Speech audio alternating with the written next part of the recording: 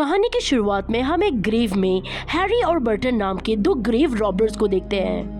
वो लोग ग्रेव के अंदर की लाशों में से कीमती सामान को चुरा कर जाने लगते हैं, लेकिन तभी वहाँ पर एक आदमी आता है जिसका नाम मेसन होता है। वो उन्हें गन दिखाकर ग्रेव से लूटा हुआ सारा कीमती सामान उनसे ले लेता है। वो कहता है कि वो इन ग्रेवों का रखवाला है। वो उन्हें अच्छाई का भाषण देता है और गन से डरा धमका कर वहाँ से भगा देता है। उसके बाद वो आदमी खुद उन लाशों से लूटने लगता है।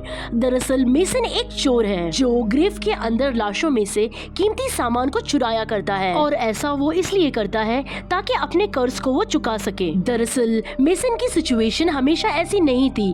एक दिन जुए में हार जाने के बाद उसकी हालत ऐसी हो गई, उस पे बहुत सारा कर्ज चढ़ गया, जिस कारण से मजबूरी में मेसन ये सब काम कर रहा है। अब वहीं पर लाश को लूटते वक्त मेसन के हाथ में एक सोने का दांत लग जाता है जो गलती से उसके हाथ से छूटकर वापस उस ग्रेव में गिर जाता है। और मेसन जैसे ही वो दांत को वापस ग्रेव में हाथ डालकर निकालने लगता है तभी उसे एक चूहा काट लेता है। उसके बाद मेसन एक आदमी से जाकर मिलता है जिसका नाम हैंस होता है। इस आदमी को मेसन अपने कर्ज की किश्त जमा करता है।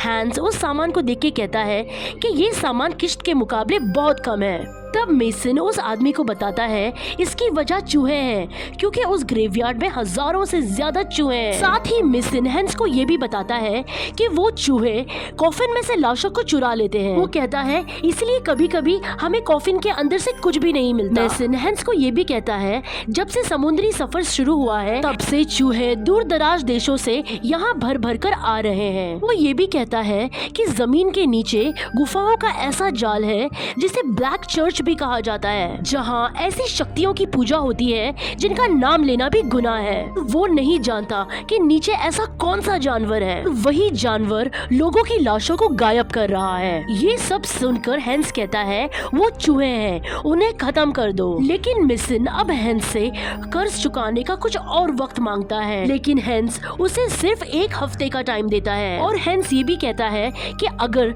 तुमने एक हफ्ते में सारा कर्ज नहीं चुकाया तो तुम्हारे साथ बहुत बुरा होगा। इसके बाद दूसरे दिन मेसन एक मॉर्चरी हाउस में चला जाता है जहां वो ड्यूई नाम के एक केयरटेकर से मिलता है। वहां पर मेसन कुछ लाशों को देखने का बोलता है। दरअसल मेसन को पिछली रात की चोरी से कोई मुनाफा नहीं हुआ, इसीलिए वो मॉर्चरी हाउस आया है ताकि वो यहाँ की लाशों को चेक करके फिर ग्रेव के अंदर उन्हें चुरा सके, जैसे सोने के दांत। लेकिन ड्यू उसे मना कर देता है। ड्यूई उसे कहता है कि मैं सिर्फ एक चीज के बदले तुम्हें उन लाशों को देखने दूंगा जो कि डेविल एक्सिलर है, जो कि एक तरह का सीरम होता है जिसको मेसन उसको दे देता है। और ड्यूई मेसन को लाशों को चेक करने देता है, जहां शुरुआत में मेसन को किसी भी लाश से कुछ हासिल नहीं होता, लेकिन वहां पर्दे के पीछे मेसन को एक बहुत बड़े शिपिंग मर्चेंट की लाश मिलती है जिसके आधे से ज्यादा दांत सोने के बने थे। इसको छूने और देखने से ड्यूई मना करता है क्योंकि ऐसा करने से लोगों को उनके धंधे के बारे में मालूम पड़ जाएगा कि वो लोग लाश को कॉफिन में डालने से पहले क्या क्या करते हैं। जहां वहां पर उस मर्चेंट की वाइफ अपने बेटे के पास वहां पहुंच जाती है। मेसन और ड्यूई वहां छुप जाते हैं। वो लेडी अपने हस्बैंड को देख के बहुत दुखी होती है और वो कहती है कि मैं अपने हस्बैंड को उसके सारे मेडल्स और किंग जॉर्ज की दी हुई तलवार के साथ दफनाऊंगी क्योंकि उसका हस्बैंड ऐसा ही चाहता था।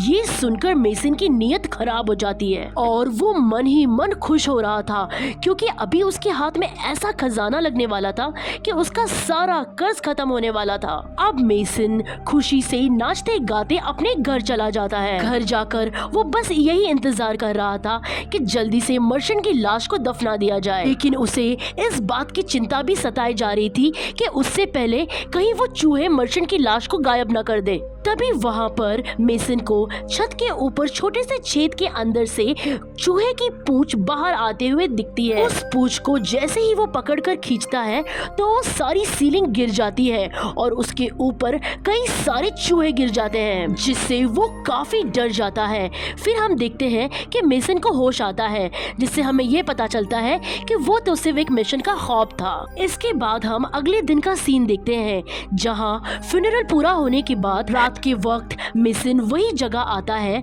जहाँ मर्चेंट के कॉफिन को दफनाया गया है। मेसन उस कब्र की खुदाई करने लगता है, लेकिन जैसे ही मेसन उस कॉफिन को खोलता है वहाँ कुछ भी नहीं होता। मेसन देखता है वो सभी चूहे एक होल में से उस मर्चेंट की लाश को कहीं ले जा रहे होते हैं, जिसे देख मेसन को बहुत गुस्सा आता है क्योंकि वो कब से इस पल का इंतजार कर रहा था और इन चूहों ने सब कुछ बिगाड़ दिया। तभी मेसन को वो धमकी याद आती है जो हैंस ने दी थी कि जल्द ही अगर उसने कर्ज नहीं चुकाया तो उसके साथ बहुत बुरा होगा। इसीलिए यही सब सोचकर वो उन चूहों का पीछा करता है और मेसन वही होल में चला जाता है। होल में जाने के बाद उसे पता चलता है कि वो जगह गुफाओं का जाल है जहाँ पर कई सारी सुरंगें होती है, बिल्कुल एक भूल भुलैया की तरह। वहीं कुछ देर रेंग कर जाने के बाद मेसन की आंख में एक लकड़ी की टहनी लग जाती है, जिससे मेसन को काफी दर्द होता है। इसलिए गुस्से में मेसन उस लकड़ी की टहनी को जोर से खींचता है, जिससे वो सुरंग धंसने लगती है, जिसमें मेसन भी दब जाता है। लेकिन जैसे तैसे करके मेसन खुद को पत्थरों से बाहर निकाल देता है। अब मेसन को ठंड लगने लगी थी, लेकिन मेसन हिम्मत करके आगे जाने का फैसला करता है और चूहों को कोसते हुए वो आगे बढ़ता रहता है। तभी वहाँ पर कई सारे चूहे आ जाते हैं और उसके ऊपर से जाने लगते हैं। मेसन अब गन निकालकर उनको गन से शूट करने लगता है और गलती से वो अपने ही पैर पर शूट कर देता है और तभी कुछ ऐसा होता है जो मेसन ने सपने में भी नहीं सोचा था। उसके सामने एक बड़ा विशाल चूहा आता है जो उसके पीछे पड़ जाता है। मेसन अपनी जान बचाते हुए उन सुरंगों से भागने की कोशिश करता है, लेकिन तभी वो एक ऐसी जगह जाकर गिरता है जहां इंसानों के कई ज्यादा कंकाल थे। इसे देख मेसन घबरा जाता है, लेकिन जब उसे उस कंकालों में से बेशकीमती चीजें मिलती है जैसे हीरे, गहने, सोने का हार, तो वो बहुत ज्यादा खुश हो जाता है। और तो और उसे किंग जॉर्ज की तलवार भी मिलती है। फिर उसे पता चलता है कि जिस जगह वो है उसे ब्लैक चर्च कहा जाता है, जहाँ हम बहुत सारे डिमोनिक स्कल्पचर को देखते हैं। साथ ही में मेसन को वहाँ एक कंकाल दिखता है जिसके गले में बहुत ही बेशकीमती हार होता है, जिसको मेसन चुरा लेता है। लेकिन तभी वो कंकाल जिंदा हो जाता है जो मेसन पर हमला कर देता है और उसके पीछे पड़ जाता है। वो कंकाल सिर्फ एक ही बात दोहराता रहता है कि ये हार मेरा है, लेकिन मेसन उससे बचकर निकल जाता है। वो ऊपरी सुरंग से होकर वहाँ से निकलने की कोशिश करता है और जीसस से प्रे करता है कि वो प्लीज उसको वहाँ से निकाल दे और वो ऊपर पहुँच जाता है। लेकिन ऊपर पहुँचते ही एक बार फिर से मेसन का सामना उस बड़े चूहे से होता है। वो चूहा मेसन पर हमला कर देता है, लेकिन मेसन एक टहनी को वहाँ पे खींच देता है, जिससे एक बहुत बड़ी चट्टान उस चूहे के ऊपर गिर जाती है, जिसकी वजह से वो चूहा वहाँ पर मारा जाता है। लेकिन अब मेसन के पीछे वही कंकाल पड़ जाता है।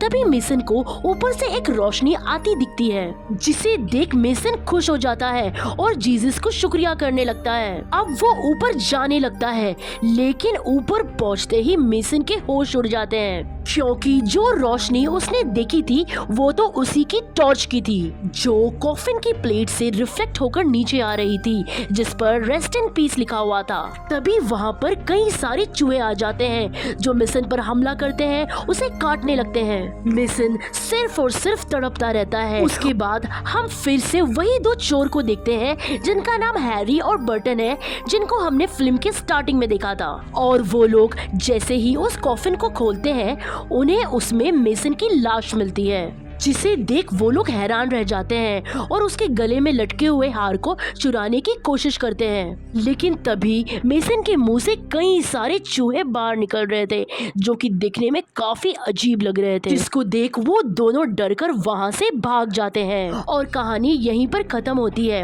इस कहानी से हमें ये मैसेज दिया गया है कि लालच बहुत बुरी बला है। आज के लिए बस इतना ही। नेक्स्ट टाइम हम मिलेंगे एक और नई इंटरेस्टिंग कहानी के साथ। और अगर आपको ये वीडियो का एक्सप्लेनेशन अच्छा लगा हो तो वीडियो को लाइक या डिसलाइक कर दीजिएगा, और अगर आप हमारे चैनल पर नए हैं तो प्लीज सब्सक्राइब कीजिएगा। Thank you so much for watching.